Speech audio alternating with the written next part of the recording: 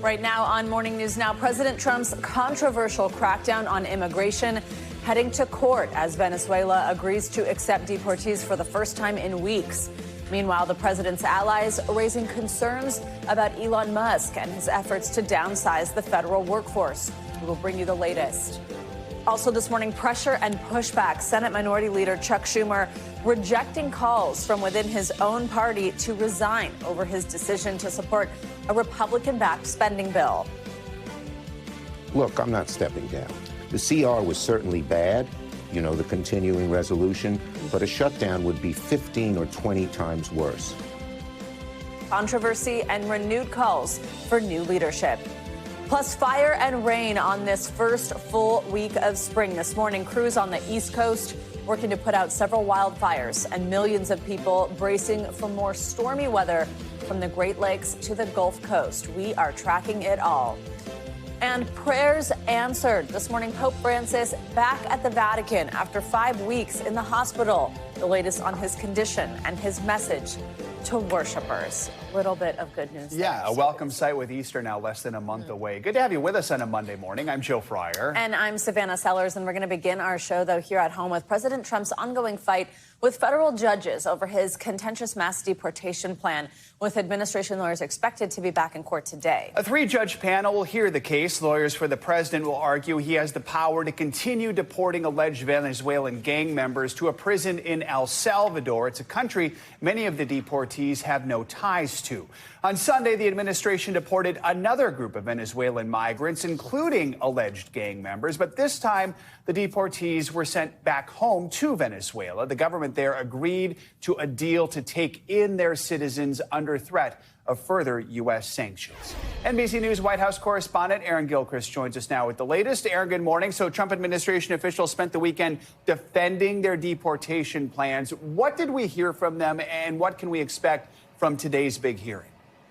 Well, first, I think you should expect that these deportations will continue. That has been the goal of the Trump administration. They've talked about the reality around wanting to make sure that continues to happen, as we saw this weekend. At the same time, this has been an administration that's been very critical of the federal judges that have been putting out rulings that have either shot down or paused some of the executive actions that President Trump has taken. He's called for the impeachment of one judge in particular, that is James Boasberg, the chief U.S. district judge here in D.C., who's been overseeing this Alien Enemies Act case that the president invoked this act's authority in order to deport, they said, these gang members to El Salvador 2 weekends ago. I want you to hear how the attorney general talked about this particular judge and this case making its way to the highest court in the land. Listen.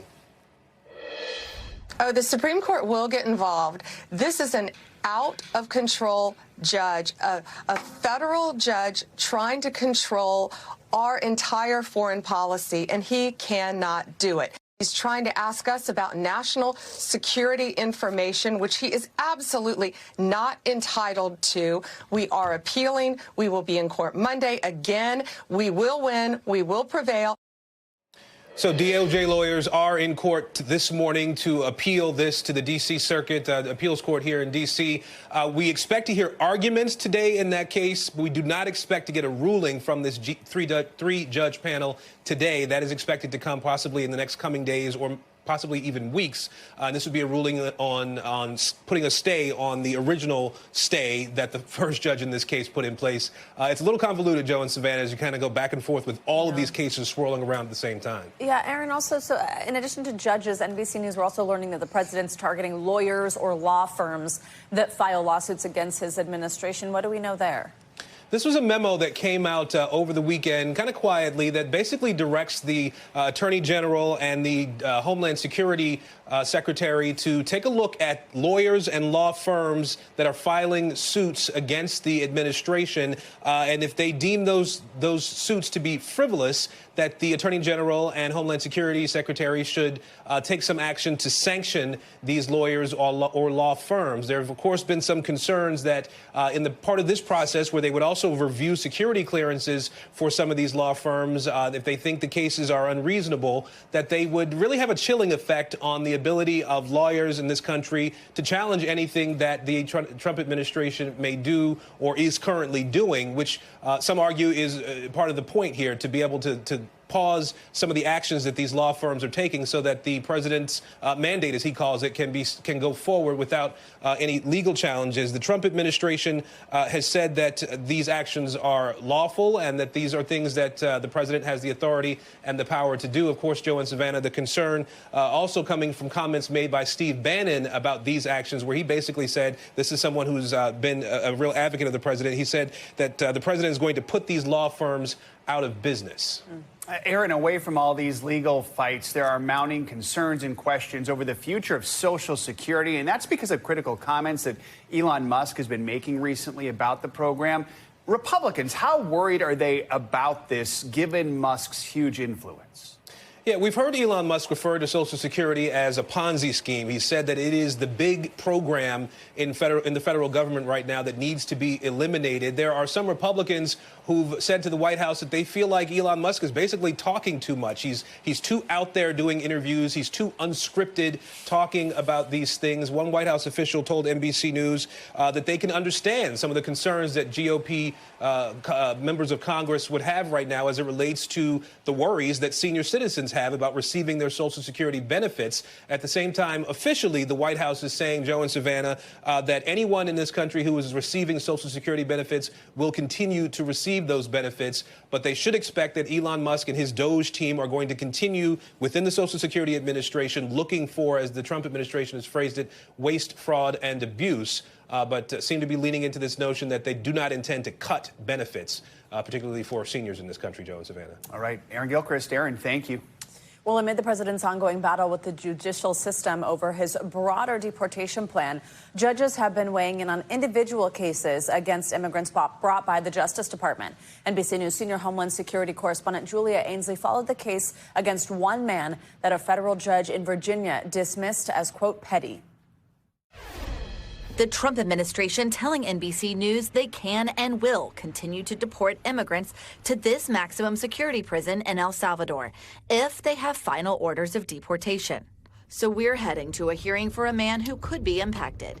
He's being charged not in immigration court, but federal court, with only one crime: being in the country illegally. It's really unusual for the Justice Department to be bringing a case like this. So we'll see what evidence the government presents against this Venezuelan man and if the judge decides to hand him over to ICE for deportation. Tengo mucho miedo de que vuelva a Venezuela o sea trasladado a El Salvador o sea trasladado a otro país, siendo inocente. We met Karina 3 days after her 32-year-old husband Alberto was arrested in front of their home on his way to work. She says at a local taco truck. We are not showing their faces or using her real name, as she is concerned about getting arrested herself. No es un hombre que ha tenido ningún tipo de problema en este país. When we spoke, Alberto was held by the U.S. Marshals, the law enforcement agency typically involved in highly dangerous fugitive operations. He crossed the border with his wife and 2 sons in 2022, claiming asylum from the Venezuelan state of Aragua, home of Tren de Aragua. Karina says he has no affiliation with the gang. After sending alleged gang members to El Salvador this weekend without providing evidence of their affiliation, Trump saying, "This was a bad group." So is Alberto the hardened criminal the administration says it is deporting? We head into federal court, where cameras are not allowed in, to find out. After about 20 minutes, we have some news. The judge just ordered Alberto released from federal custody. He says he committed a petty offense, has no criminal history, no evidence of ties to gangs, and is applying for asylum. But still, ICE could now take him into custody. While the Trump administration fights judges over presidential powers, individual cases like this present another hurdle for their deportation efforts. Are you seeing more cases like this? We are. There have been several that have been reported. Is it part of a larger effort to prosecute more immigrants whose only crime is crossing the border? A spokesperson telling us this Department of Justice will enforce our nation's immigration laws. Alberto had to report back to federal court as a condition of his release. His lawyers were concerned he might still get picked up by ICE, detained, and even deported. But to their surprise, he walked out. Muy feliz, de verdad. Still a free man as his family and a community live on edge. Our thanks to Julia Ainsley for that report. On Capitol Hill, Senate Minority Leader Chuck Schumer is defending himself against backlash from his fellow Democrats. Some of the party's top voices suggest it may be time for new leadership. They're upset that Senator Schumer cleared the way to avoid a government shutdown, that he supported a stopgap spending bill crafted by Republicans without any concessions from them. NBC News Meet the Press moderator Kristen Welker spoke with Senator Schumer yesterday about the fallout from his controversial votes. Hello there, Joe and Savannah. This week on Meet the Press, I spoke to Senate Minority Leader Chuck Schumer about the calls he's facing from within his own party to step aside. Because of your decision, Leader Schumer, last week to clear the way to pass a Republican funding bill and avoid a government shutdown, you have faced calls from outside groups, even members of your own party, to step aside as minority leader. When asked about your future to town hall, Senator Michael Bennet said, quote, "It's important for people to know when it's time to go." Leader Schumer, are you feeling pressure to step down? Look, I'm not stepping down. And let me just say this, Kristen. I knew when I cast my vote against against the government shutdown that it would be there'd be a lot of controversy. And there was. But let me tell you and your audience why I did it, why I felt it was so important. The CR was certainly bad, you know, the continuing resolution, but a shutdown would be 15 or 20 times worse. Under a shutdown, the executive branch has sole power to determine what is, quote, essential. It was a vote of principle. You know, sometimes when you're a leader, you have to do things to avoid a real danger that might come down the curve. And I did it out of pure conviction as to what a leader should do and what the right thing for America and my party was. You can see my full interview and a lot more at meetthepress.com. You can also get more Meet the Press here on NBC News Now every weekday at 4 p.m. All right, Kristen, thank you. For more on all this, let's bring in NBC News Capitol Hill correspondent Julie Circa. Julie, good morning. So what are Democrats saying, and how real is this threat to Chuck Schumer? Yeah, hey guys, good morning. Well, Schumer obviously defiant, saying that he will not go anywhere. And obviously Democrats, not only in activist outside groups, but also in Capitol Hill itself, are frustrated by his decision making or lack thereof, his strategy or lack thereof in that last government funding fight. We did hear from Democrats as they were home for recess last week. I spoke to one myself, Andy Kim in New Jersey. He held a town hall. I asked him what he thinks about Leader Schumer's leadership, whether he thinks he should stay. And he told me that he so far does not believe that any leader should step down. It is up to all Democrats to fight, he told me. But that's not what we're hearing from other Democrats as well, who do think they have a bigger problem on their hands. Here's Rokana of California. My biggest problem and disagreement with Senator Schumer in the New York Times, he said, you know, we did everything right. We just have a PR problem. No, we didn't do everything right. It's not just a PR problem. People are upset with the status quo, and we need a new generation of leadership. You heard all of that dramatic town hall sound, right, over the recess. I can tell you I heard myself from about 400, 500 people who were gathered to hear from Senator Kim in New Jersey. He was in a Republican district, but still many there came to ask him what Democrats are doing to fight harder in Washington. They'll have a lot to fight for, certainly, when they get back later today and Republicans push ahead on their reconciliation plan, guys. Yeah, and that's the key, Julie. Congress back in session today. Republicans in the House now just have 3 weeks left to try and pass their budget to fund President Trump's multi-trillion-dollar agenda in one big bill, as the president wants. And they're trying to do this through what's known as the reconciliation process that would allow them to bypass a possible Senate filibuster. Put simply, they don't need to have 60 votes. Still, what are some of the biggest hurdles they face with this? Oh, my gosh, this is such an uphill battle for Republicans. And obviously, Democrats are going to try to push the brakes and try to stop their agenda as much as possible. But there's not much they can do if Republicans are trying to move forward with their plans on a party line vote. There's that one bill, two bill debate you keep talking about and you keep hearing about. Senate Republicans, I know, have been meeting and huddling in small groups over the last few weeks after the Senate passed its version of that budget. House leadership and House Republicans doing the same in the lower chamber. The question is, can both both sides get together and get a compromise product that makes sense in time. Speaker Mike Johnson very ambitiously still pushing ahead for a timeline before Memorial Day, trying to get all of these pieces funded. That includes, of course, Trump's mass deportation plans. It includes those tax cuts that he wants to extend from 2017, the military, energy, so many priorities and campaign promises, frankly, that he made that he now wants Republicans in Congress to make good on. It'll certainly be a challenge to get every Republican on the same page and get all of them together without needing any Democrats. Julie, I also want to ask you about something. We did touch on this a little bit earlier with Aaron, but now from the congressional perspective here. So Democrats have been warning that the Trump administration seems like they're eyeing cuts to programs like Social Security. We've heard President Trump say that he won't touch it, but on Meet the Press Sunday, Republican Senator John Curtis of Utah suggested that that's just not true. Let's listen to a little.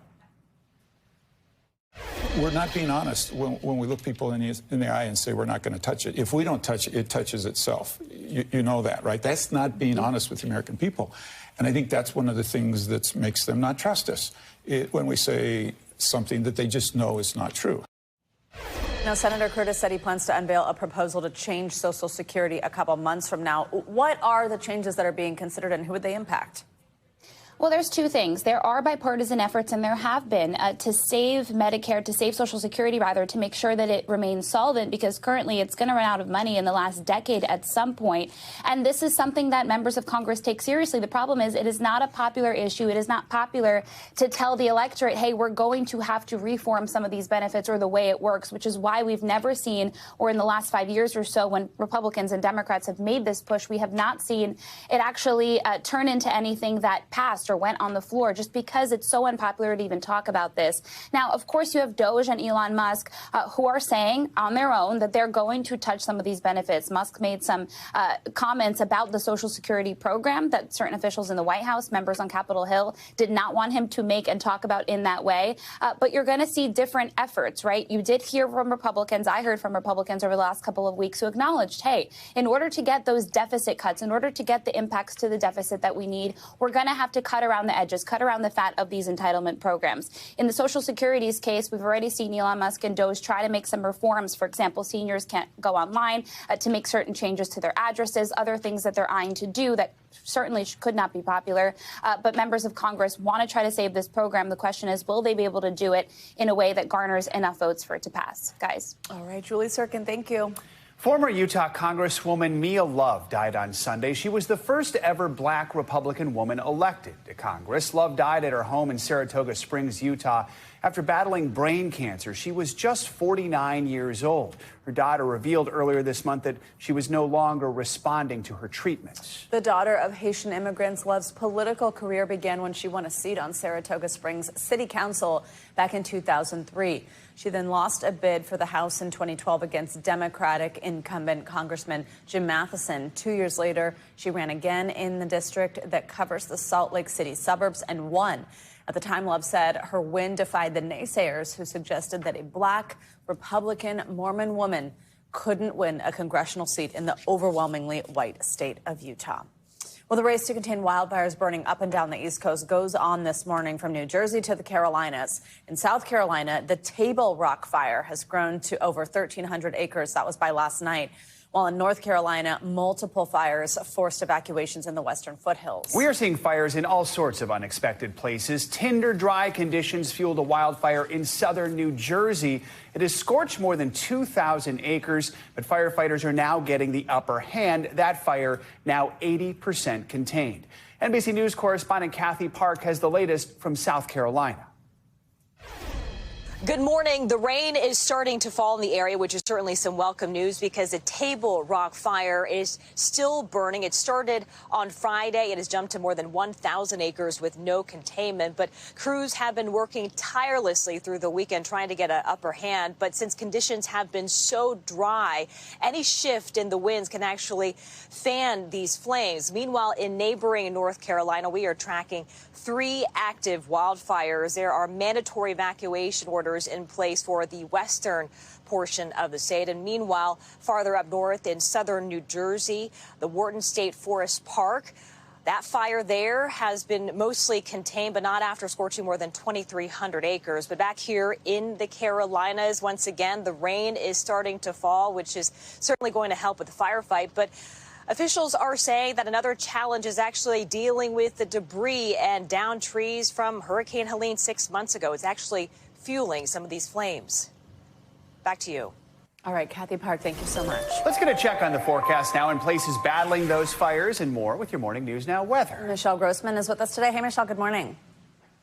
Good morning, guys. Great to see you. And as Kathy mentioned, we do have some rain moving through the east, so that is good news. But this will be a problem for months to come because so many spots are dry. Now, we're talking about a large storm system that's moving through the east. It's bringing some wintry weather in the spring. It's bringing some winter, a mix of snow and rain. It's bringing plain rain. It's also bringing some storms. Let's start with the cold side. We do winter alerts for 4 million people throughout the Great Lakes into the Northeast, parts of New England as well. And it's going to linger longest in parts of New England. We're looking at winter weather advisories. That's where you're seeing the white, and the pink is a winter storm warning. This is what the storm looks like. Where you see the blue, that is where the snow is falling. You're seeing a little pink mixing in at times. That is a wintry mix, and we're going to see that from time to time throughout this morning. But notice all that rain along the Gulf Coast into the southeast, luckily moving into South Carolina. We're looking at heavy rain in some spots where you see those brighter colors, even seeing some lightning, hearing some thunder, and that will be the story as we go throughout the next couple of hours. So we do have a marginal risk for severe storms. That includes winds gusting up to 60 miles per hour. Could see some hail. It's not likely, but it's low, but it's not zero. So we're going to keep that in mind. Also looking at the chance of a brief tornado from Lake Charles to New Orleans, Pensacola, and also Albany, Georgia. So there goes that cold front, and it goes throughout the day. It's going to take its time moving through. So we will see that rain lingering on this Monday. We'll finally move into the Atlantic. But notice in northern New England later on tonight into tomorrow morning, that's where we could see the snow lingering just a little bit longer there. So we'll see the accumulations a little bit higher. Where you see the pinks and purples, that's where we're expecting the highest amounts of rain. That's throughout the state of Maine, so Caribou to Greenville, Bangor. Also, Portland could see some snow as well. Now, we're talking about that as the big story today, but also looking at the chance for record highs. We are looking at a big area of high pressure just pumping in really warm air. So while we're talking about wintry weather in the Northeast, we're talking about summer-like temperatures in the Southwest, temperatures into the 90s in some spots. And we're looking at temperatures 10, 20, 30 degrees above what is typical for this time of year. And we will break some records. Where you see these red little dots with the cities, that's where we could see potential record highs. And this was not only today, but Tuesday and also Wednesday. There's that high pressure, the jet stream so far to the north, allowing this warm air in. And look at these temperatures. We're looking at temperatures 13 degrees above normal in Sacramento, 80 degrees, 90 degrees in Tucson. You need the shorts there, 89 in Del Rio, 81 degrees in Dallas. And as we go throughout Tuesday, we'll watch this warmth expanding down to portions of the southeast. So now Atlanta, we're almost 10 degrees above normal, into the 70s and into the low 80s, guys, in Little Rock, 87 in Lubbock. Look at Tucson tomorrow, 96 degrees. Wow. Summer map there, my goodness. Oh, wow. Lots of red. Thanks, Michelle. Well, there are new developments this morning in Friday's deadly mass shooting at a New Mexico park. Police have now arrested a fourth suspect. Authorities say a 15-year-old boy was taken into custody Sunday, joining 3 others who were already under arrest. All 4 now face multiple murder charges in the shooting that left 3 dead and 15 injured at a late-night car meetup. NBC's Camila Bernal has the latest on the ongoing investigation. 3 teens killed in the chaos when an unsanctioned car show in Las Cruces, New Mexico, ended in gunfire Friday night. Run, run, run! Go to my truck! Go to my truck! A fight between 2 groups escalating, people running for their lives. Police announcing the arrest of 3 juveniles and 20-year-old Tomas Rivas. How did you track down these suspects? I have to give kudos to my team. They did a phenomenal job, especially with how complicated the scene was in this investigation, all the moving parts. They were able to take witness statements along with some video that we either got on scene or was provided by the community. Meanwhile, a community mourning the tragic loss of 3 teenagers. 16-year-old Andrew Madrid loved playing baseball. 18-year-old Jason Gomez seen here in this family video.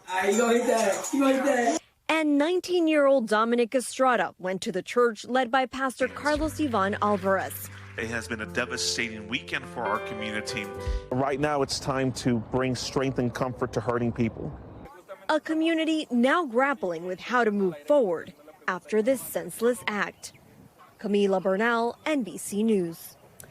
Much more to come here on Morning News Now. Later this hour, behind the microscope, we're going to take you inside the lab for a look at how your food is tested before it's sent to the grocery store. But up first, developing news. Russia launches another deadly drone attack on Ukraine hours before ceasefire talks with the U.S. We'll be right back.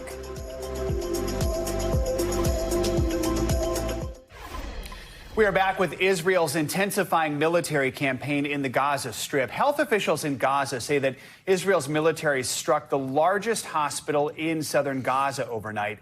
At least 2 people were killed and several others wounded. Officials say the attack struck the surgical wing of the hospital in Han Yunis.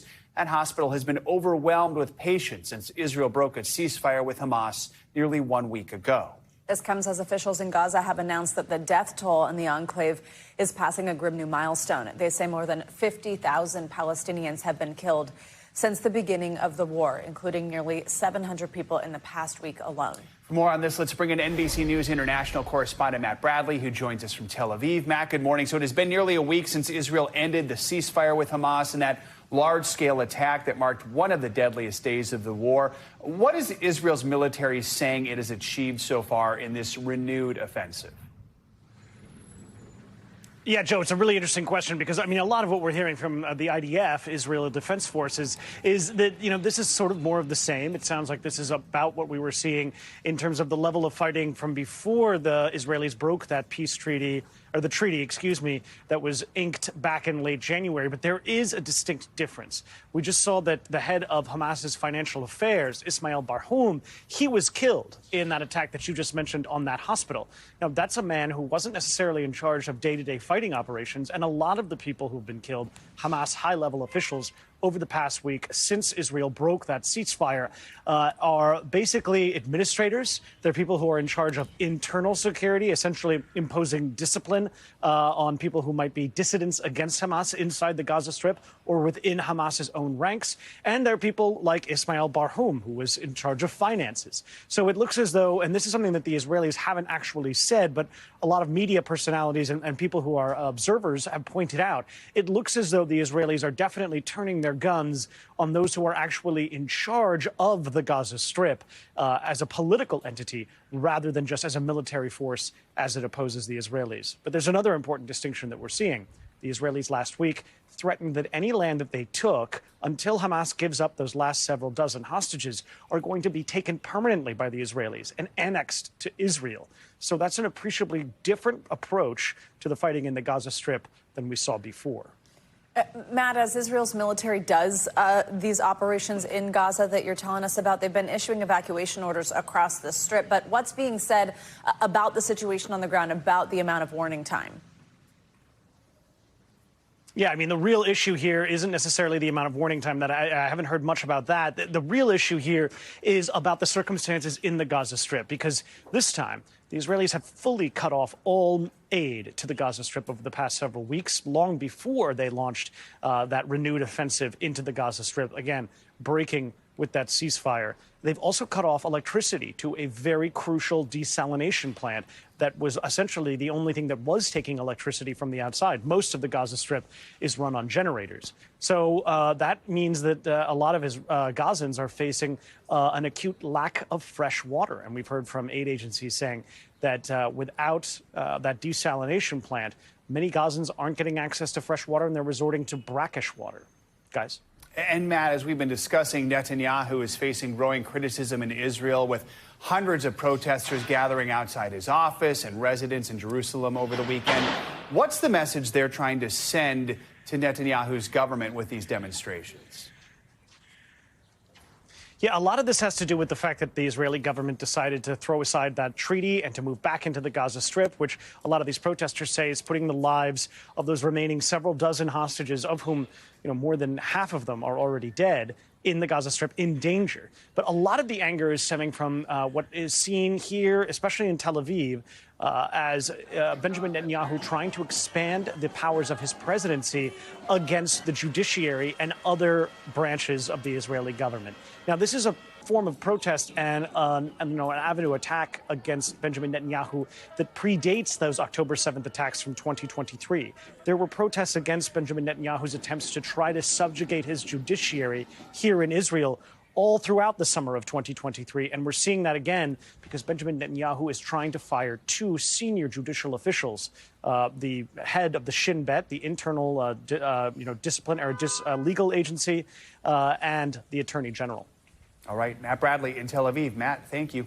Well, Pope Francis is recovering at the Vatican this morning after being released from a Roman hospital yesterday. The Pope waved from the balcony as he was leaving the hospital where he's been for the past 5 weeks, undergoing treatment for double pneumonia. He was then taken to the Vatican by car while still receiving oxygen. Now, while he may be out of the hospital, he does still have a long road to recovery. NBC News international correspondent Ref Sanchez has the details. It was the moment Catholics worldwide have been praying for. Pope Francis, frail but smiling, as he was released from hospital after 5 weeks battling near-fatal pneumonia. Speaking for just a moment after spotting a woman in the crowd carrying yellow flowers. Her name is Carmela Mancuso, a devoted Catholic. My heart was bursting. I didn't think I'd feel this way, she says. Minutes later, the 88-year-old pontiff driven out of Rome's Gemelli Hospital and back to the Vatican, where doctors say he needs at least 2 months' rest and ongoing therapy and oxygen treatment. The Holy Father was never intubated, and he always remained alert and oriented. It will take some time for the Pope's voice to recover, and he's being urged to avoid meeting with large groups or small children to limit the risk of infection. In a prayer released today, the Pope saying, "In this long time of hospitalization, I have been able to experience the Lord's patience." Francis was hospitalized back in February, what started as bronchitis lurching into a severe respiratory infection. But the Pope fighting on, regaining strength and joking with doctors, "I'm still alive." Leaving hospital accompanied by the cheers of thousands and the prayers of millions. And with Easter just a couple of weeks away, the Pope's spokesman is saying his level of involvement will be determined by his medical condition at the time. The Pope's doctors believe he is out of immediate danger, but his health is still fragile. And right now, they're taking it one step at a time. I'll send it back to you. All right, Raf, thank you. Developing this morning, Ukrainian officials say that Russia launched a series of deadly drone attacks across Ukraine just hours before ceasefire talks with the U.S. NBC News international correspondent Claudio Lubanga joins us with that and other world headlines. Claudio, good morning. Savannah, Joe, good morning. Well, that's right. Ukraine says that at least 7 people were killed after Russia launched a widespread drone attack on Sunday all across the country, including the capital, Kyiv, where authorities say a 5-year-old child was killed and 10 other people were injured. Today, Russian and Ukrainian delegations are meeting in Saudi Arabia for ceasefire negotiations mediated by the United States. They are expected to discuss a pause in long-range attacks targeting energy facilities and civilian infrastructure. Let's go to South Korea now, where the Constitutional Court has dismissed the impeachment of the Prime Minister and reinstated him as the country's acting president. Prime Minister Han Duck-soon assumed the role of president in December after President Yoon Suk-yeol was suspended and impeached following his declaration of martial law. 2 weeks later, lawmakers voted to also impeach the Prime Minister. After the judge's decision to reinstate him, Han said he will work to bring the government to order. Let's end this tour of the world in London, where following Friday's closure of Heathrow after a fire knocked out a nearby electrical substation, the airport's management has come under pressure from airlines to explain why flights were suspended for 18 hours. The chief executive of the National Grid confirmed power was available to keep the airport open via another 2 substations. But the airport's chief executive, Thomas Wolby, said the shutdown was not caused by a lack of power, but was due to the time it took to switch from the damaged substation to the other 2, guys. Wow. All right, Claudio, thank you so much for those details. Coming up, they are the scientists tasked with making sure your food is safe to eat. I hope in my career I get to a point where we have a year with no recalls.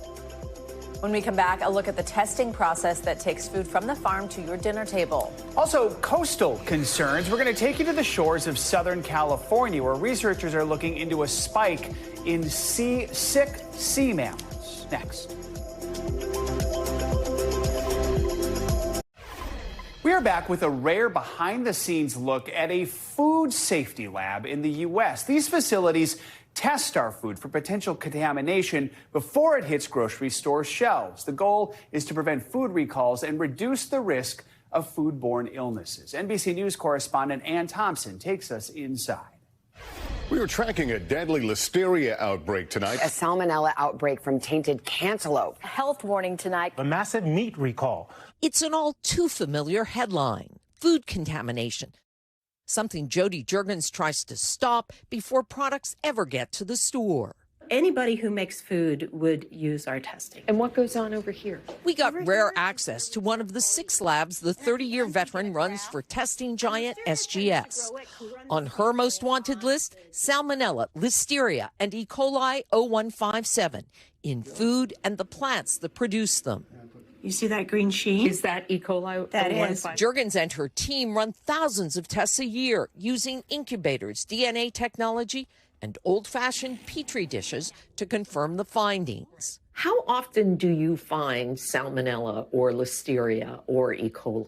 You know, it's a rare event that we would find that organism in a finished product. While there were fewer recalls last year, the Public Interest Research Group says the number of deaths and hospitalizations doubled. Among the hospitalized, 10-year-old Colton George. And we are only one of 89 people in the United States that got this specific form of E. coli. Traced to romaine lettuce, the energetic Colton turned 10 on round-the-clock dialysis to combat acute kidney failure. His parents still have no official word from the FDA of the source of the contamination. How do you even eat after something like this? Very cautiously. Yeah. Like I said, it's washing and rewashing everything that we can here at home. Along with washing produce, wash your hands before and after you handle food and cook that food to the recommended temperature. Colton is back to playing sports, but not eating lettuce, while Juergens and her testers pursue contaminants. I hope in my career I get to a point where we have a year with no recalls, right? I mean, that's the ultimate goal. So what you eat is tasty and safe. Ann Thompson, NBC News, Fairfield, New Jersey. Well, there's a concerning new trend with marine mammals on the West Coast. Scientists say they're seeing an increase in the number of dolphins and sea lions washing up sick or in some cases dead along beaches in Southern California. NBC's David Noriega rode with one rescue team to see what's causing the uptick in sickness. We try to be under an hour for every call. Today is we're just so slammed. Adam Fox spends his days rescuing animals stranded on the shores of LA County. And lately, he's been much busier than he'd like. The calls are nonstop, reporting animals like this California sea lion sick from domoic acid, a neurotoxin found in algal blooms. The number of sick animals like the sea lion that are washing up on shore here in LA County right now is unprecedented. It's happening much earlier in the year than it's supposed to, and the numbers are off the charts. Toxic algae blooms occur naturally. They used to be rare, but they've been happening annually for the last 4 years. And this year in LA, it's worse than ever. This animal is struggling. It's very, very sick. On the way to pick up a stranded dolphin, we pass another one, already dead. This one is alive, but seizing. It's too far gone. They have no choice but to euthanize it right here on the beach. Mammals get sick after eating fish that eat algae. 1, 2, 3, up. But dolphins are not normally this badly affected. Definitely a red flag, especially the volume, the number of cases. Scientists aren't sure why this year's algal bloom is so devastating. The first step toward finding out happens here, where the team gathers samples. Experts suspect there's a link to runoff from January's wildfires. Ash from organic matter is rich in nitrates, which feed algae. Proving that link requires scientific research. But first, at the Marine Mammal Care Center in San Pedro, veterinarians help those animals that can be saved. How do you treat them? A lot of it is supportive care. If we can rehydrate them, give them fluid, then that can help to sort of flush the toxin out. It's usually less than half that we're able to release back into the ocean. The samples gathered here are sent off to be analyzed by scientists, many of whom are either employed or funded by NOAA, the National Oceanic and Atmospheric Administration. But the vets here say that cuts to NOAA and uncertainty surrounding future cuts have effectively stopped that work in its tracks. We're just one small piece of the puzzle, and if NOAA is currently being crippled by budget and staffing cuts, then that makes it really difficult to do this really important research. NOAA declined to comment, and the White House didn't respond to our inquiries. But officials have said cuts to the federal government generally are meant to reduce waste and fraud and improve efficiency. Overwhelmed rescue groups can do little more than try to stem the tide. They sometimes have to leave animals stranded for days, marking them to keep track. So you're witnessing this unprecedentedly bad event that requires a lot of science to understand in a moment where that science is being constrained. How does that feel? What does it make you think? Frustrated. Working at a hospital, you bring a scalpel to difficult problems. You don't bring sledgehammers. And it feels like sledgehammers are ruling our decision-making these days, and that's scary. If your child were sick, we get concerned. I think people should be concerned that our ocean is sick. David Noriega, NBC News. Wow, powerful story there. Thank you, David. All right, coming up, chasing rewards. More Americans choosing to charge their credit cards to get the points. Why experts say they could be making an expensive mistake. This is Morning News Now. We are back with a closer look at last week's big release of files related to the assassination of President John F. Kennedy. Now, speculation and conspiracy theories over who was behind the assassination have persisted for more than 60 years. NBC News Justice and Intelligence correspondent Ken Delanian looks at what we learned and whether any of it changes what we thought we knew. November 22nd, 1963, one of the darkest days in American history. President John F. Kennedy shot to death in Dallas. Two priests who were with President Kennedy say he is dead. Police quickly arrest 24-year-old Lee Harvey Oswald, saying he fired the fatal shots from the 6th floor of the Texas School Book Depository. But just 2 days later, any chance to interrogate Oswald is extinguished when a local nightclub owner with underworld ties fatally shoots the former Marine during a jail transfer. He's been shot. He's been shot. Lee Oswald has been shot. Almost immediately, conspiracy theories began to swirl. In 1964, an investigation by the Warren Commission concluded that Oswald was the lone assassin and had no help. But what was quickly seen as the commission's rush to judgment fueled alternate explanations that have run wild ever since. Was Oswald really the only shooter? Was he working for the Russians or even the CIA? From which it later falls out. Oliver Stone's hit 1991 movie JFK knitted together many of the darkest conspiracy theories, portraying Oswald as a scapegoat and patsy used to cover up the involvement of former CIA director Allen Dulles, fired after the Bay of Pigs disaster. I never realized Kennedy was so dangerous to the establishment. Advocates of this view have long said the proof was sitting in buried files the government was keeping secret. President Trump ordered the release of what are believed to be the last remaining classified documents related to the JFK assassination, more than 80,000 records in total. People have been waiting for decades for this. It's going to be very interesting.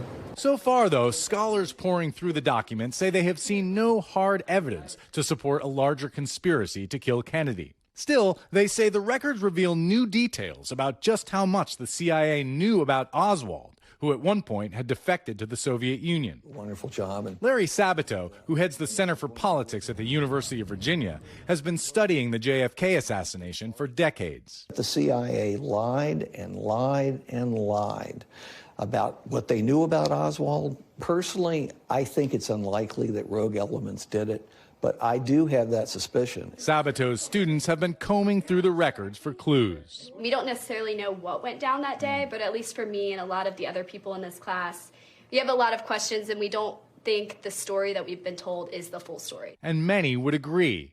According to a 2023 Gallup poll, 2/3 of Americans believe Lee Harvey Oswald did not act alone. I try to draw parallels between the cynicism that developed and the conspiracy theories that developed because of the Kennedy assassination with hundreds of conspiracy theories that we've had to deal with since. You know, once people lose trust in government, it is very difficult, if not impossible, to restore that. The end of Camelot, the death of a young president, and a mystery that may endure forever. Our thanks to Ken Delanian for that report. Now, it will take months to get through everything in these documents, but we could see more revelations about the CIA since most of the files seem to be related to the spy agency. A new survey reveals Americans are racking up a whole lot of debt while looking to cash in on credit card rewards. CNBC's Silvana Henao has more on that and other money news. Hey, Silvana. Savannah, Joe, good morning to you. Yes, so more than 70% of adults with credit card debt are chasing rewards. A new survey by Bankrate finds a majority of cardholders carrying a balance month to month say it's become harder to pay off their credit card debt. Now, the average card charges an interest rate of more than 20%. And data from the New York Federal Reserve shows Americans owe a record $1.2 trillion on their cards. Bankrate says chasing credit card rewards is a mistake given high interest rates, which outweigh the value of the rewards. 23andMe filing for bankruptcy as part of a plan to sell the company. The co-founder and the CEO of the genetic testing firm, Ann Wojcicki, has resigned. This after she made several buyout offers that were rejected by the board. 23andMe cut 40% of its workforce and stopped development on all its projects in November as part of a restructuring plan. And no fairy tale debut for Snow White. Disney's live-action remake of the classic animated film earning $43 million at the domestic box office this week, and that's according to ComScore. Now, that's less than the projection of $50 million. Disney spent nearly $300 million to make the movie, which has faced online criticism over casting choices, backlash over the use of CGI, and comments by its stars about the war in Gaza. Box office returns are down about 7% from this same time last year. Yeah, so not the fairest of them all at the box office. I think Disney might be rethinking some of these live action movies. I think so too, yeah. Making money. Yeah, exactly. Thanks, Savannah. Thanks. Yeah. Coming up, sprung on spring. For many, the new season means new possibilities and a renewed hope. From warmer weather to the start of baseball season, hear what some people say they're most hopeful for. Stay with us. This is Morning News Now.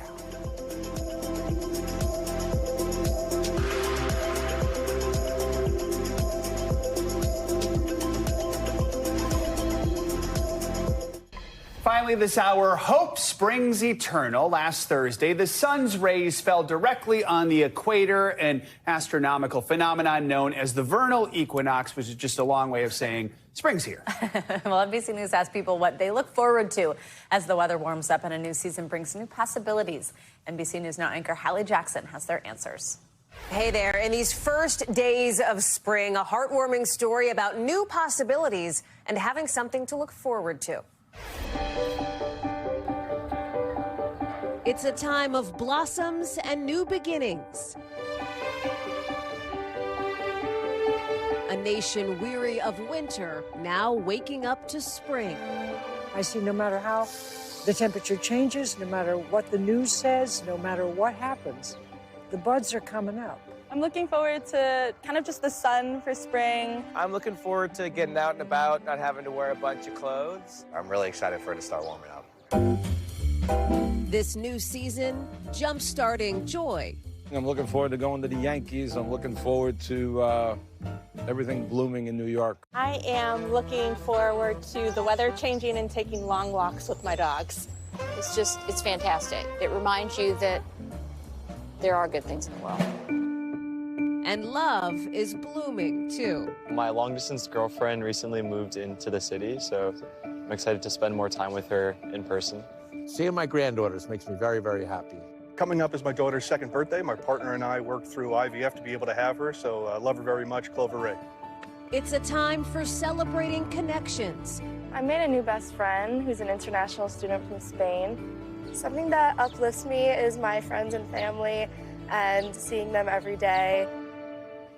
The winter thaw melting into new memories. My best friend and I, Kevin, we checked off a bucket list item and played golf out at Pebble Beach.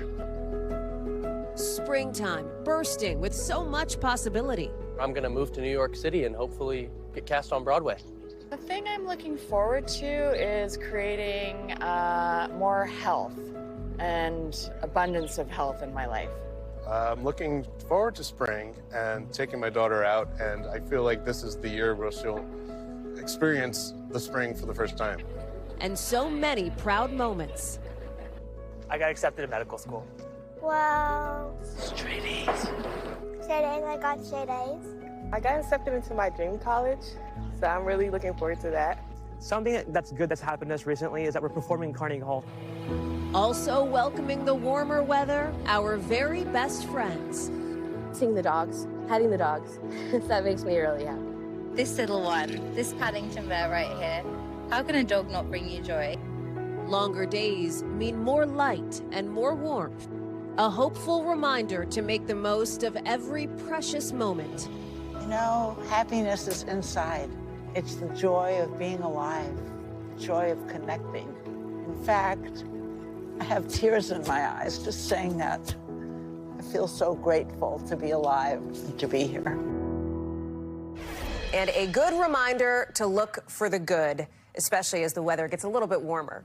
Back to you. All right, Hallie, thank you. It does get you excited. It does. Spring is, I think, the best season usually. Though I say that about every season. I know, me too. I just love when they change. That is going to do it for this hour of Morning News Now. Stay with us, though. The news continues right now.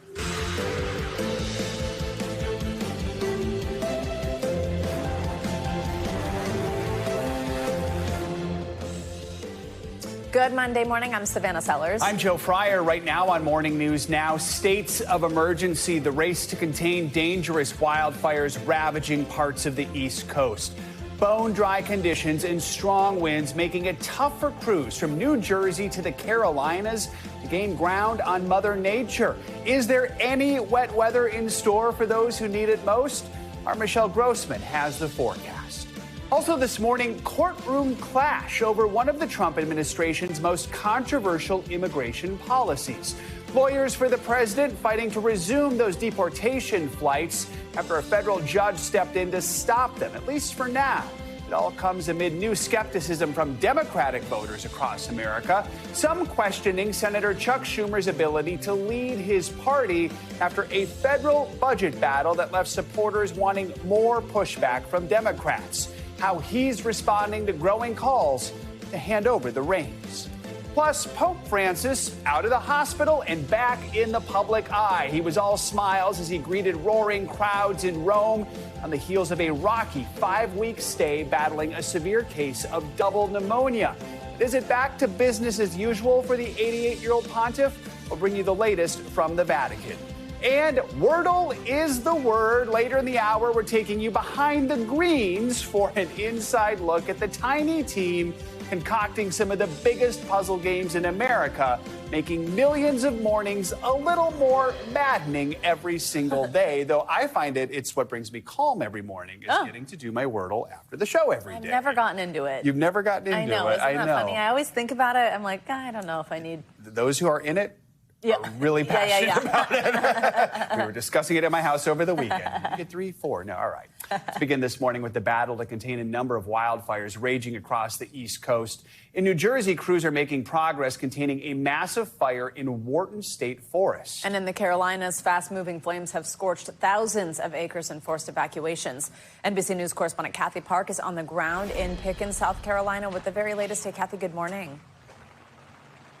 Hey guys, good morning to you both. Well, the good news is the rain is starting to fall. The bad news is a Table Rock fire, which is right behind me. It is still burning. It started on Friday. It has jumped to more than 1,000 acres with no containment. Now, crews have been trying to get the upper hand all weekend long, but conditions have been so dry out here that any slight shift in the winds can actually fan these flames and spread these flames pretty quickly.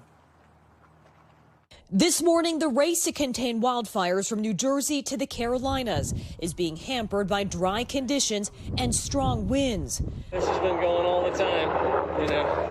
Overnight, a blaze burning at Table Rock State Park in South Carolina, growing to more than 1,000 acres. As crews tackled the tough terrain with critical water drops from the air. This is an unusually high fire occurrence fire season than we've had in quite a while. In neighboring North Carolina, 3 active wildfires are burning, triggering mandatory evacuations in the western part of the state. We called in multiple fire departments to come assist us.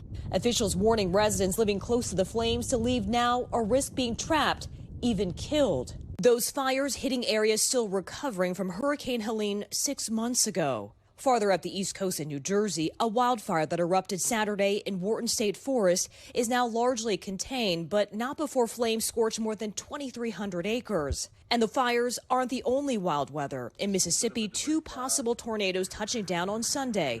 This twister visible from the road in Rolling Fork. Back in South Carolina, with the wildfires not letting up, officials hope they'll get a little help from Mother Nature. Any type of moisture in this situation will be helpful to put the fire in a safe place. And so the rain that we are seeing right now should definitely help with the firefight. But officials say they are up against another challenge. All the debris and trees that fell from Hurricane Helene 6 months ago, that's actually adding fuel to these flames. Guys, back to you. All right, Kathy, thank you. So what is next for places battling the flames? Let's get a check on your morning news now. Weather. Meteorologist Michelle Grossman joins us with the details. Hey, Michelle, good morning.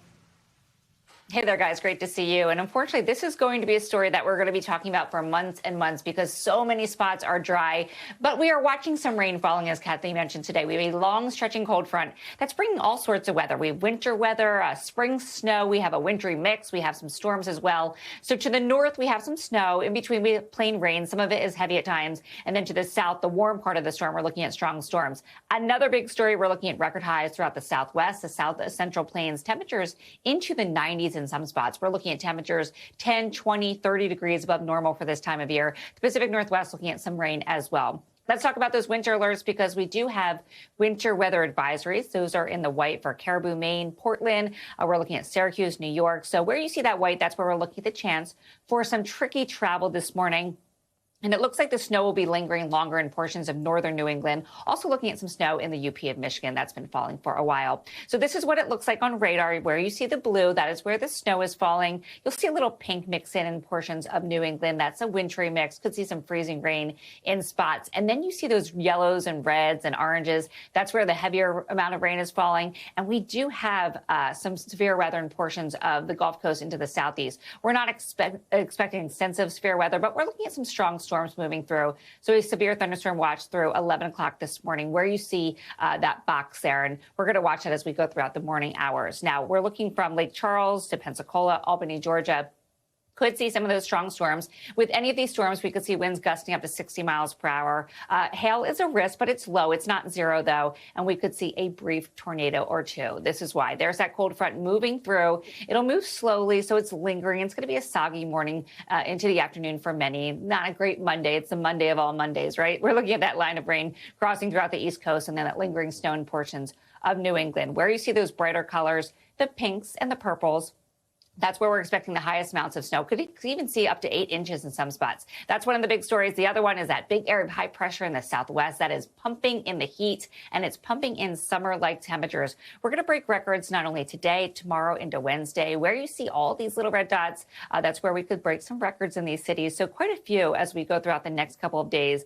And this is why we have that big area of high pressure, that jet stream so far to the north. It just lets the south flow in, and that's bringing in the warm air. Tucson today, 90 degrees. That is 13 degrees above what is typical for this time of year. Sacramento, 80 degrees.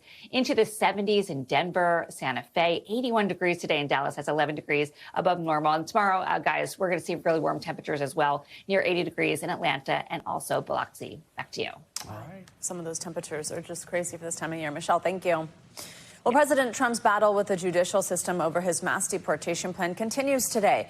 Lawyers for the administration will be in court to argue for restarting deportation flights to a notorious prison in El Salvador.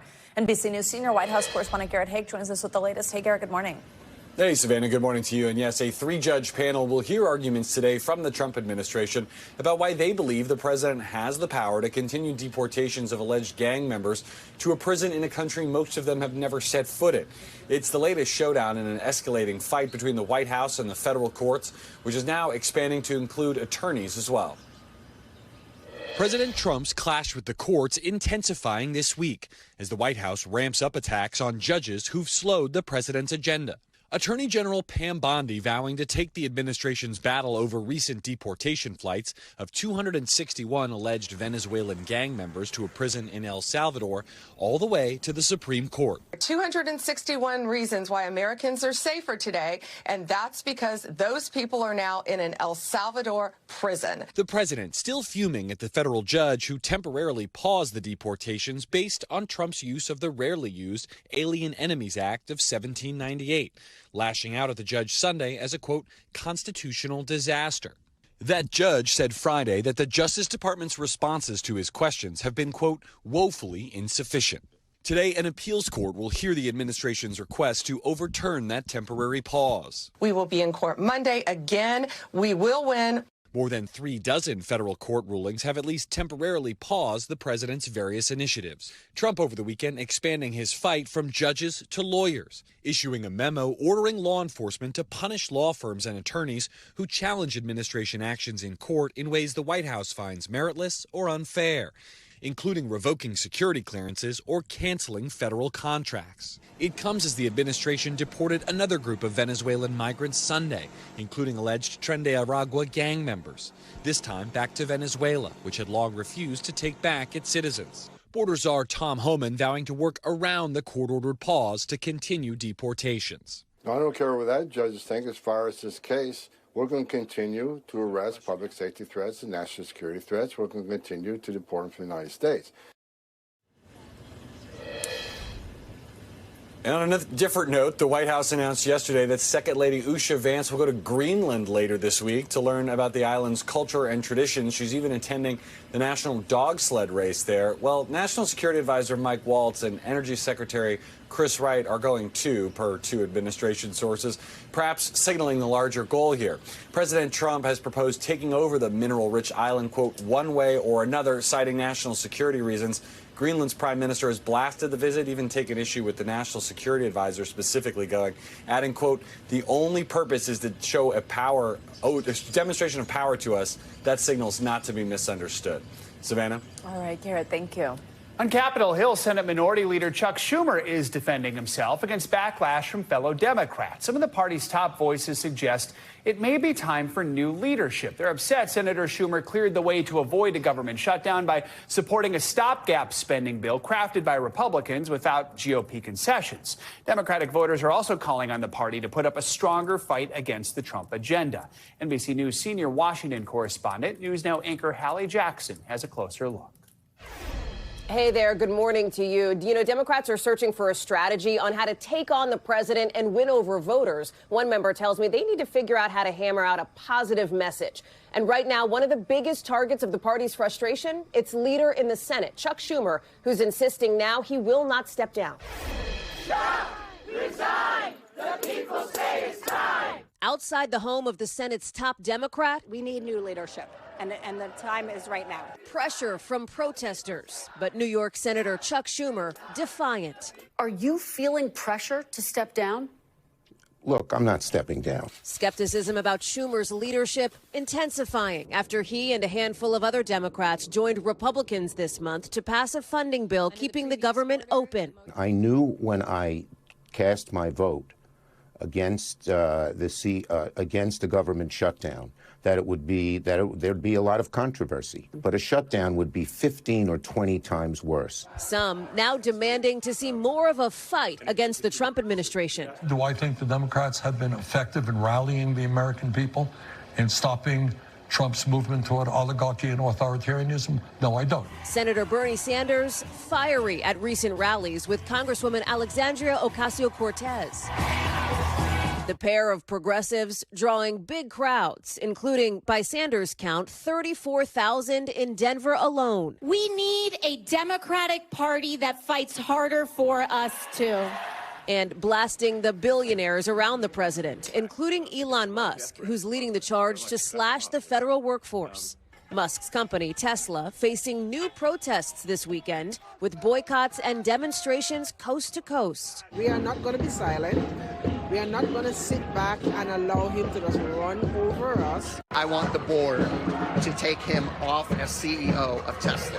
Musk railing against displays that have sometimes turned violent. And despite the recent dip in Tesla's share price, rallying workers during a live-streamed staff meeting. So what I'm saying is hang on to your stock. And when it comes to Democrats, NBC News has learned former President Biden has offered to help the party by raising money or campaigning, according to people close to him, who say he reached out to the new Democratic National Committee chair. No comment from the DNC on that. And it comes as our new NBC polling shows only about a quarter of voters, 27%, have positive views of the party. That's Democrats' lowest rating in our poll in more than 3 decades. Back to you. All right, Hallie, thank you. Well, the Supreme Court is set to hear oral arguments later this morning in a case that could radically reshape the country's protections on voting rights. In Louisiana versus Calais, a group of white voters is challenging Louisiana's new congressional map, which created 2 majority black voting districts for the first time in decades. The court will decide whether Louisiana violated the U.S. Constitution's Equal Protection Clause when the state legislature redrew the map in January 2024. Now, that map was redrawn after a federal court ruled that the 2022 map had violated the Voting Rights Act. Justices will also determine whether this new map constitutes an illegal racial gerrymander. NBC News legal analyst Danny Ceballos joins us with more. Danny, good morning. All right, this is a big one to unpack. Yes. But you're going to do it for us. Tell us the arguments on both sides and how this all relates to that Voting Rights Act. Normally, when a case gets to the Supreme Court, you have what's called a circuit split. So an appeals court in California disagrees with an appeals court in Michigan, for example. This is different. In this case, the split is within the same state of Louisiana.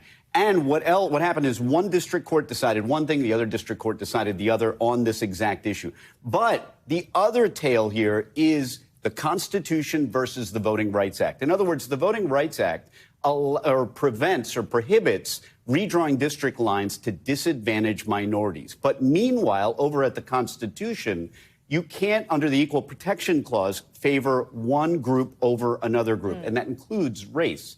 So that is really what's percolating in this case, is whether the Voting Rights Act, or how to reconcile the Voting Rights Act, which to some degree does look at race, with the Equal Protection Clause, which says thou shalt never advantage one race over another, or really any group of a protected class. And that's what happened here. In a way, this case should be very simple. The court decided an almost identical case 2 years ago and required Alabama to redraw its district lines so that it had a more proportional minority-majority district.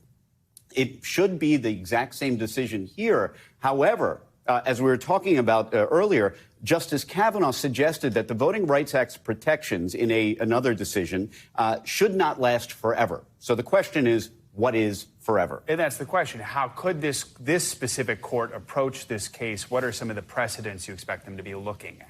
Probably Milligan. 2 years ago, the court decided an almost identical issue. And even Louisiana, the state of Louisiana, admits that the issue is essentially the same. The only issue to be decided, really, is this Western District of Louisiana arrived at a conclusion that, well, wait a minute. Even though the Voting Rights Act is a statute, the Constitution trumps, because what we see here is treating different groups differently. So to some degree, the Supreme Court may reconcile the Voting Rights Act with the Constitution. But since we saw an almost identical decision 2 years ago in Alabama, and since the court has already somewhat weighed in, allowing Louisiana to use these districts in the 2024 election, if you're a betting person, I would go with the court deciding consistently with Milligan.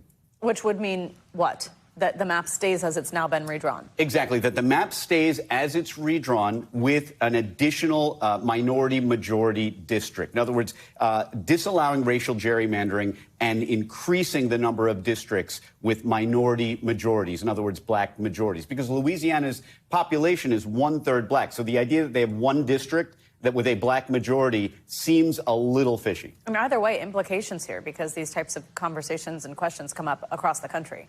By the way, I'm so glad you brought that up, because this is a recurring issue that comes up a lot. We saw it with affirmative action. And the idea being that, look, if you have these laws that are passed with the idea of helping minorities, do they run afoul of the Constitution's Equal Protection Clause, which has long prohibited treating different groups differently? And courts have had to reconcile that, and they've gone both ways. Danny Ceballos, thank you very much.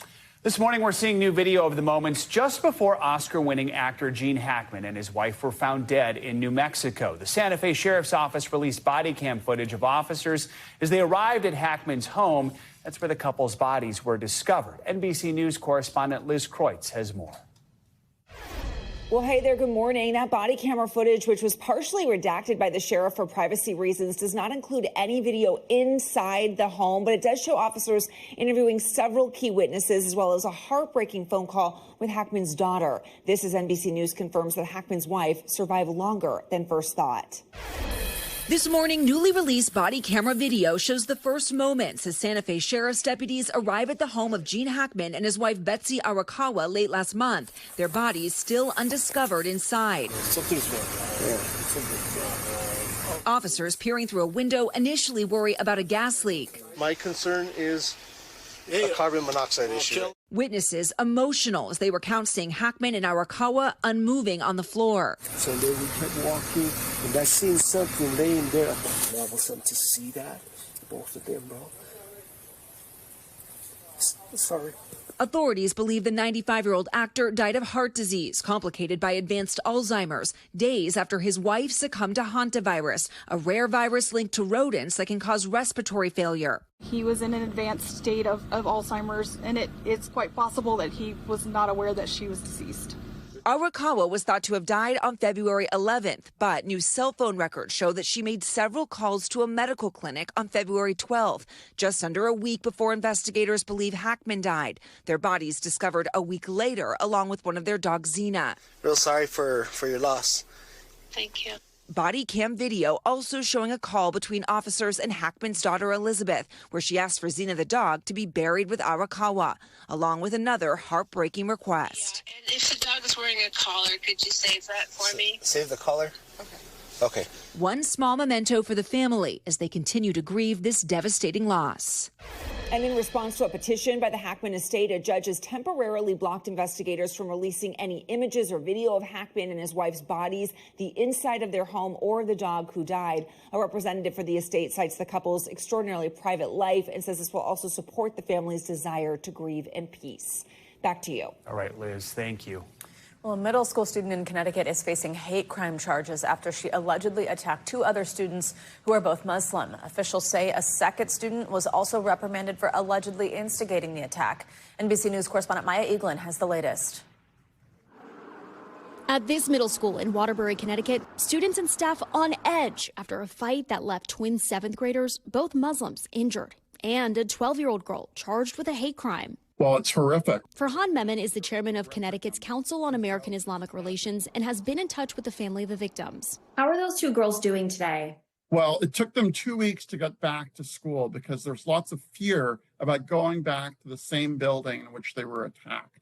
But they went back to school last week. Memon says the twins had just immigrated from Egypt and were wearing hijabs during the alleged attack. One suffered bruises to her face, a black eye, and bloody nose. Her sister cut on the neck. An investigation by the Waterbury, Connecticut police found that the March 3rd attack on the student was motivated by religion and or ethnicity, meeting the legal definition of a hate crime. Officials say they charged one 12-year-old with intimidation based on bigotry and bias, and another 13-year-old student was disciplined for their involvement. The school now putting an enhanced safety plan in place, providing the victims with adult monitors and peers to help them navigate their school days. Do you know if there's been any sort of apology or reconciliation between the girls? No apology has been made from the attackers to the twin girls who were victimized in this Islamophobic bullying incident, nor has there been any contact between the families. The community still processing the act of violence and hoping for a more inclusive future. Maya Eaglin, NBC News.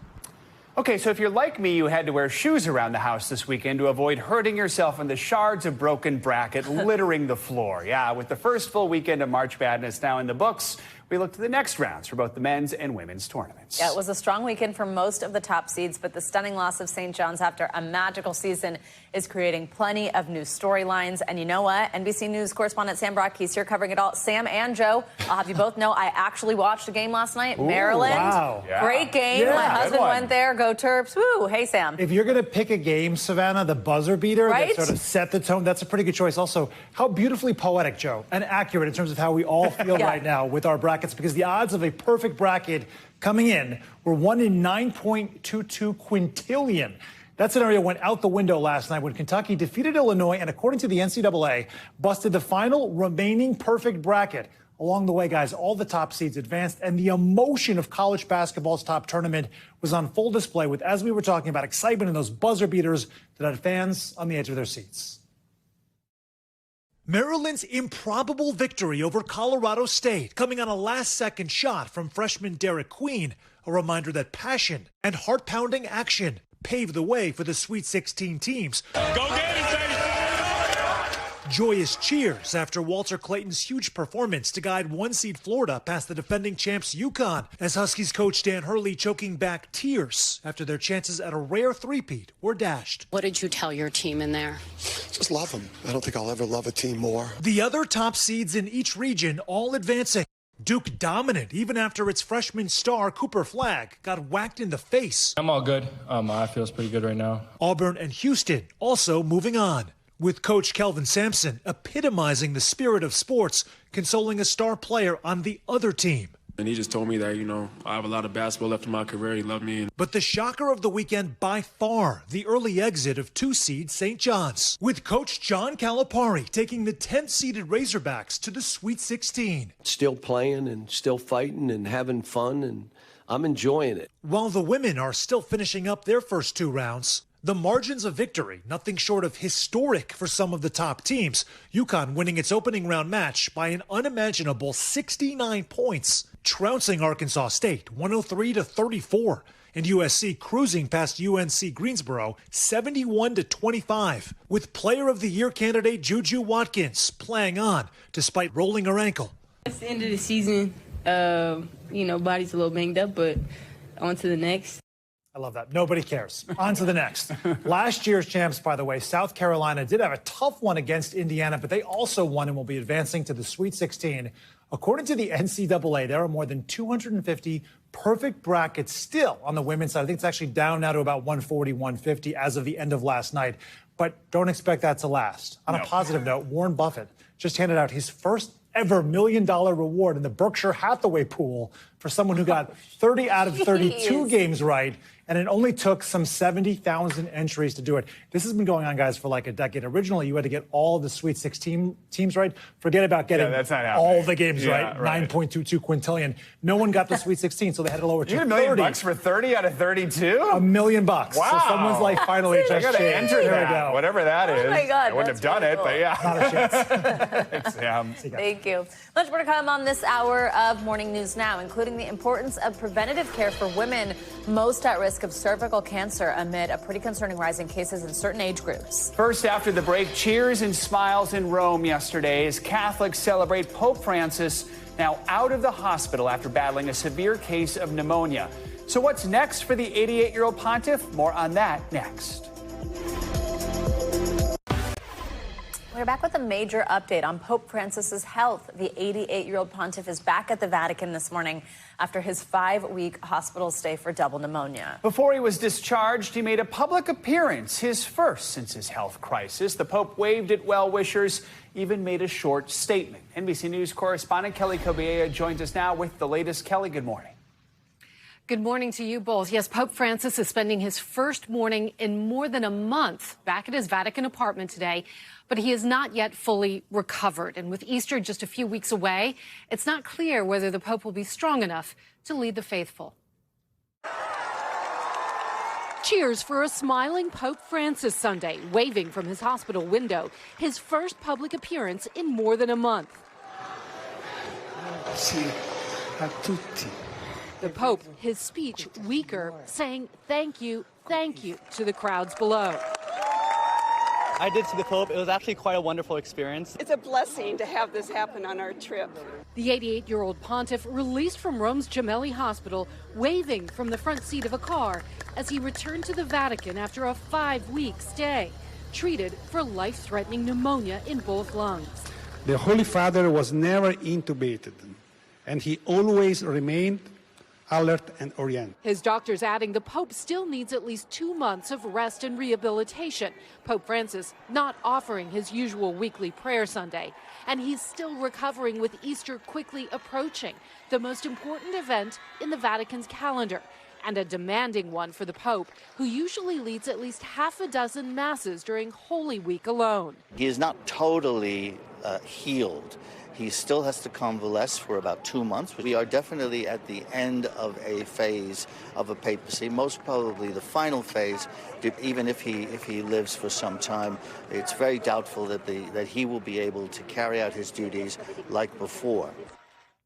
But his doctor striking a very optimistic note, saying he should eventually be able to resume all normal activities. Still, for now, the Pope is getting supplemental oxygen. Still, he's struggling a bit to talk, but doctors say that's normal given what he's been through, and it should improve. They also don't want him meeting with big groups of people while he recovers over the next several weeks.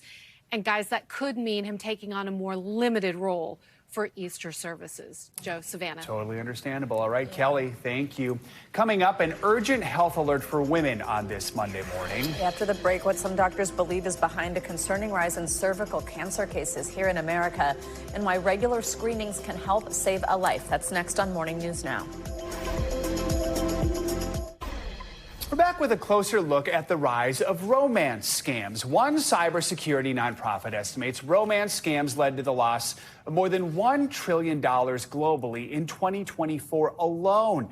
Some experts say the growth of artificial intelligence is making dating scams more sophisticated and harder to spot. NBC News Capitol Hill's correspondent Julie Sirkin shows us how lawmakers are now getting involved.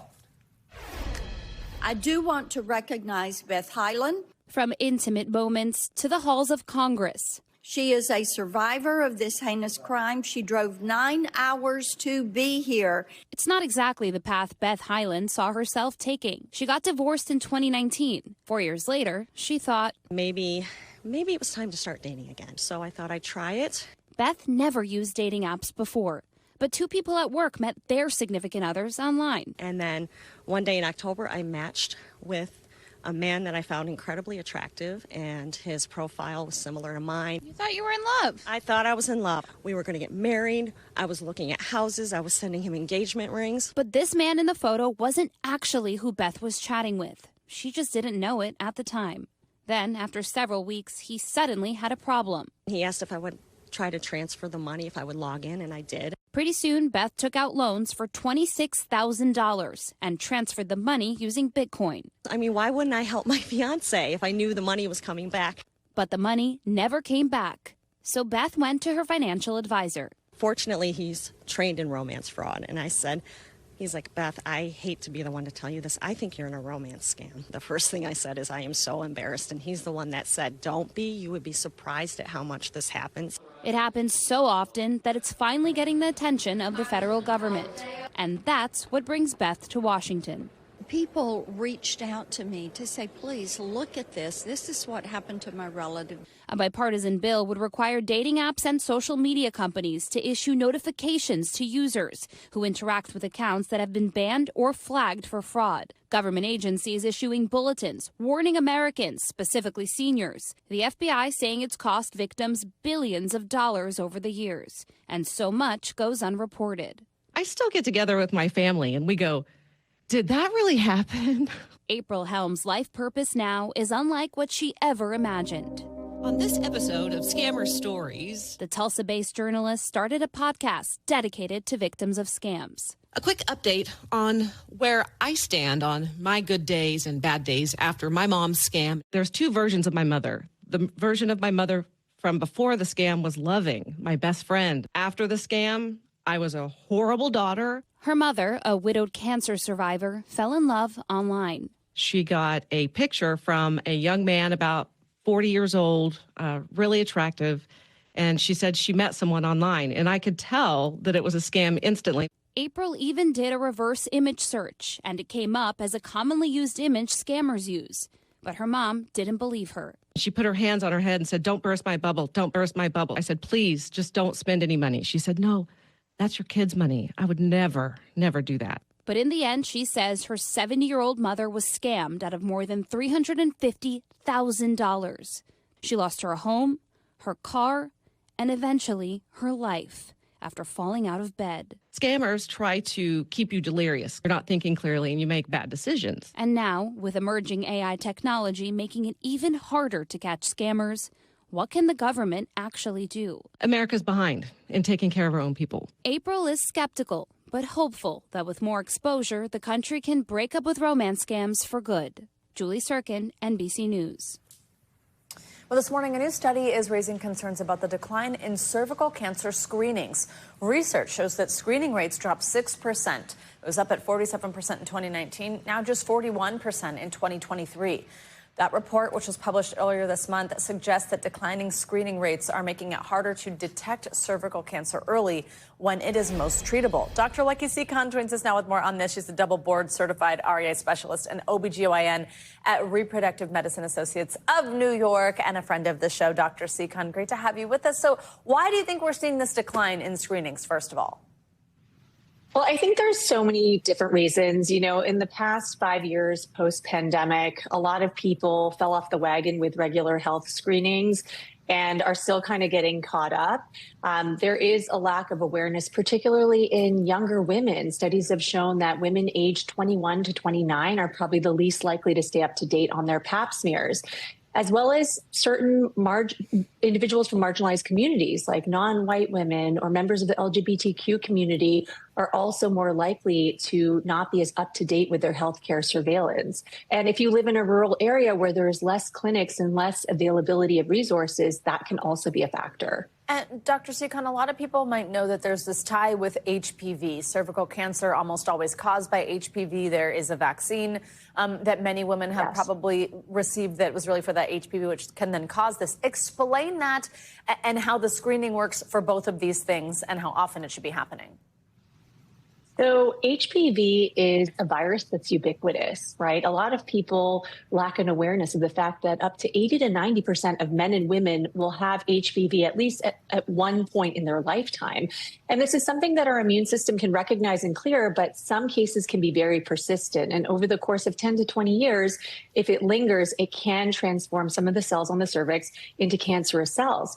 So cervical cancer is actually one of the most preventative forms of cancer, not only because we have solutions or screening like pap smears, which if you stay up to date with them, you can identify these changes early and then proactively treat them.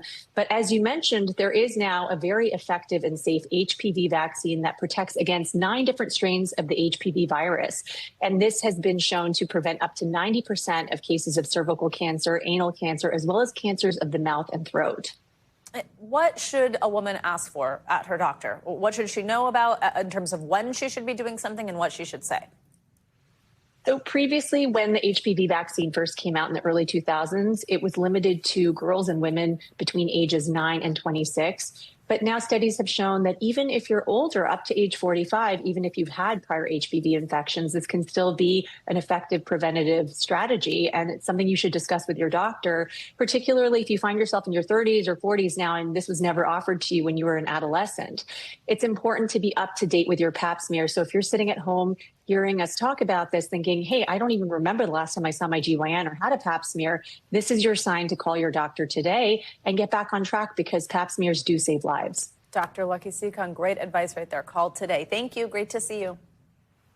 Coming up, we're taking you behind the greens with an inside look at a cultural phenomenon that sets the tone for millions of people's mornings, for better or for worse. After the break, today, Savannah Guthrie heads to Times Square for a Wordle performance that only New York City can make happen. That is next. Stay with us. We are back with a little word game that's gained a pretty big following, including some of us here on the Morning News Now team. Yeah, we are talking about Wordle, a 5-letter puzzle that has become a daily ritual for millions of players worldwide, along with several other games by the New York Times. Well, today, co-anchor and self-proclaimed Wordle nerd Savannah Guthrie went behind the scenes to meet the masterminds behind the games. It's every word nerd's dream and possible nightmare.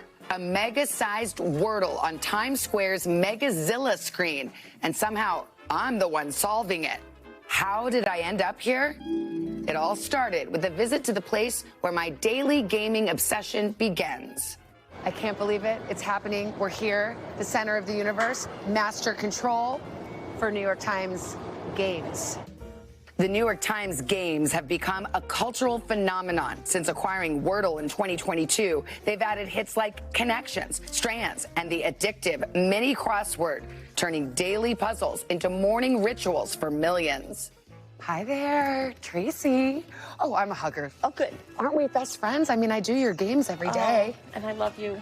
You're a treasure. Tracy Bennett is the wordsmith behind Wordle and Strands. She knows exactly which 5-letter word will drive you crazy tomorrow morning. And here we are at the mothership. I know.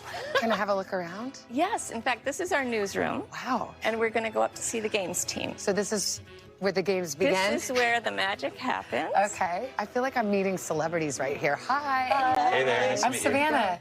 This is puzzle royalty right here. Winna Lou, Connections creator, the category queen, and Joel Faliano, the mini crossword maestro.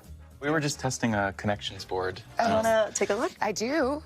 So is this one that's already been published or one that This might one's be? actually coming out tomorrow. This is tomorrow. Oh, it is? Yeah.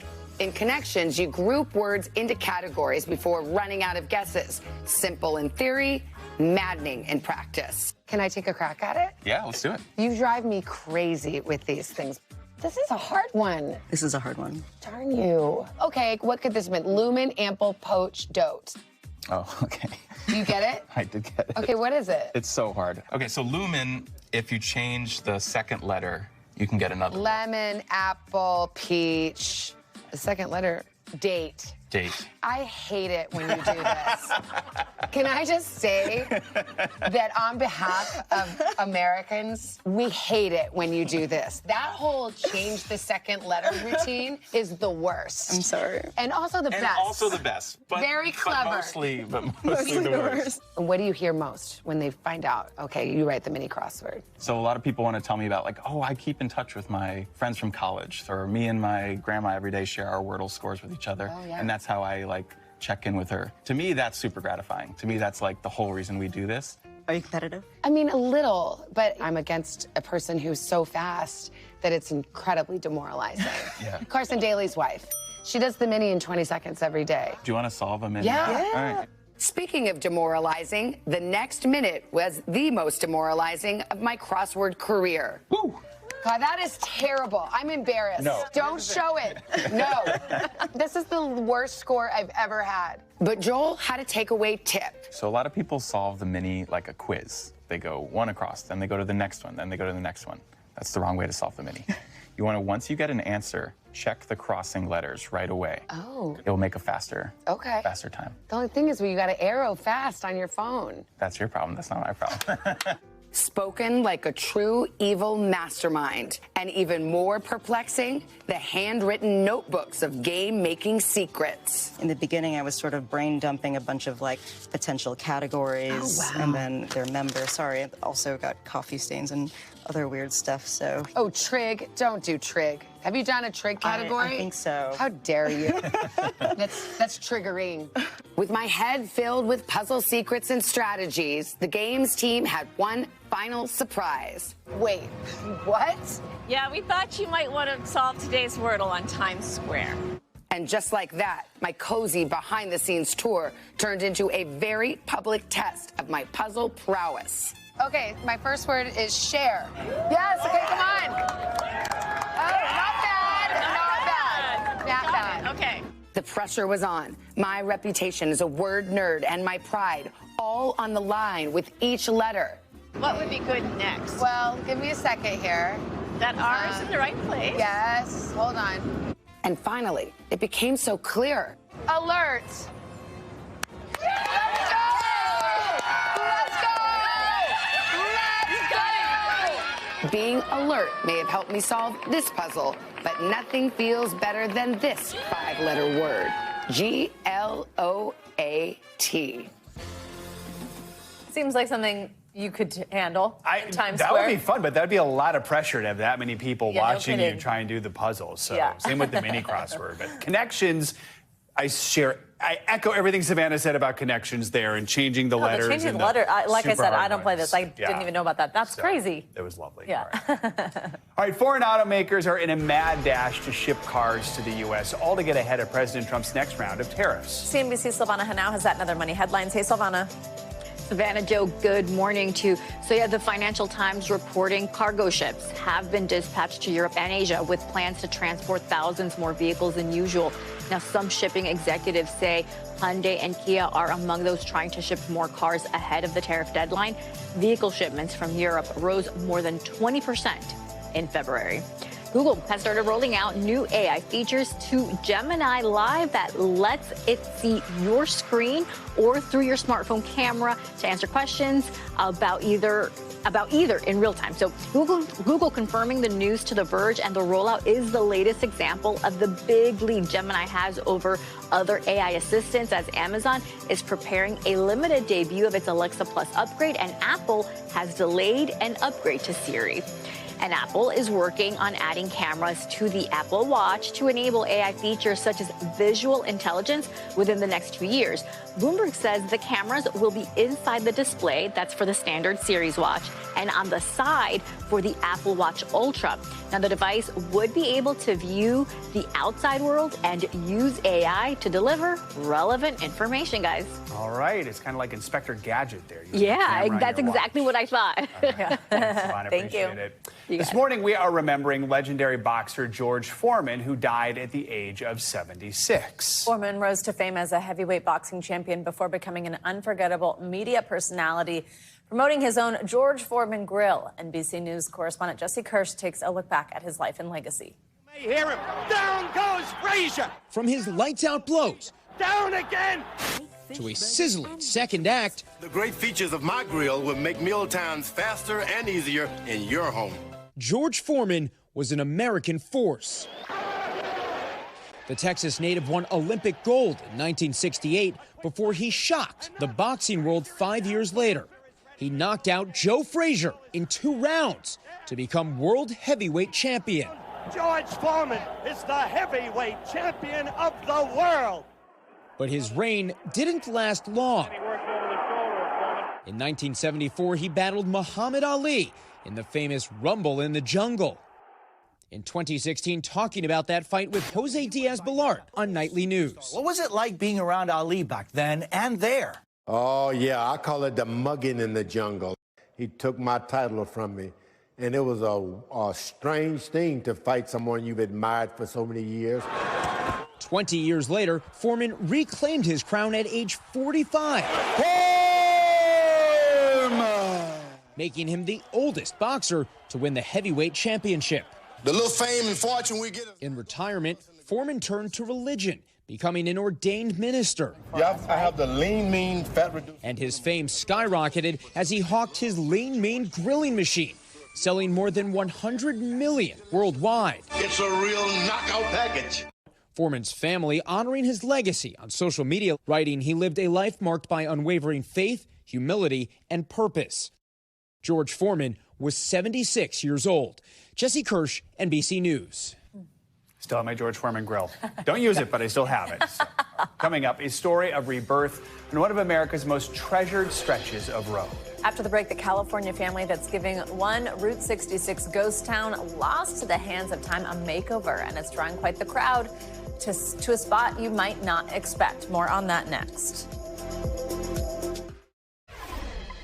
Finally, this hour, we are sharing one family's journey to preserve a part of Route 66, the historic road that stretches from Chicago to Santa Monica, California. But many of the small towns along the highway were abandoned after the interstate system was built. Well, now one family is working to revive one of those towns to its former glory. NBC News correspondent Morgan Chesky takes us there.